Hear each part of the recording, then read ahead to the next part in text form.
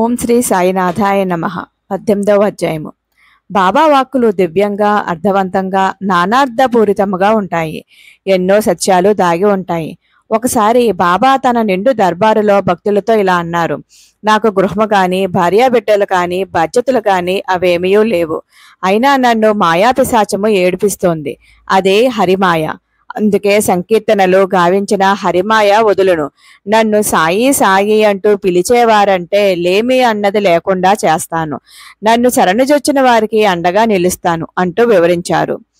నారాయణగావ్ గ్రామవాసి భీమాజీ పాటీలు పూనా జిల్లా జున్నూరు తాలూకా అతనిది.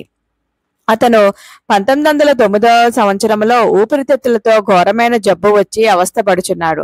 అది చివరికి క్షయగా మారి బాగా రక్తం కక్కుకోసాగాడు.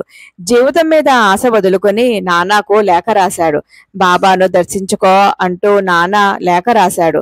పాటీలు బాబాని దర్శనం చేసుకున్నాడు. బాబా, ఇది నీకు గత జన్మ పాపముతో వచ్చినది, నేనేమి చేయను అన్నారు.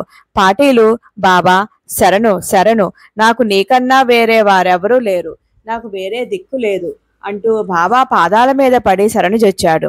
శరణు కోరిన వారిని బాబా కాదనలేరు కదా. అందుకే సరే, నీ రోగము తగ్గిపోయినది, పో అన్నారు అభయమిస్తూ. ఆ తర్వాత క్రమక్రమంగా రక్తము కక్కుట తగ్గి రోగము నయమయ్యి పాటీలు ఆరోగ్యవంతుడయ్యాడు. బాలా గణపతి షింపి మలేరియా జ్వరంతో చాలా కాలం బాధలు పడ్డాడు. అతను వాడిన ఏ మందులు అతనికి నయం చేయలేదు. షింపి వచ్చి బాబాను శరణు వేడాడు. బాబా, మహాలక్ష్మి ఆలయము వద్ద ఉన్న నల్ల కుక్కకు పెరుగన్నం పెట్టిరా అన్నారు.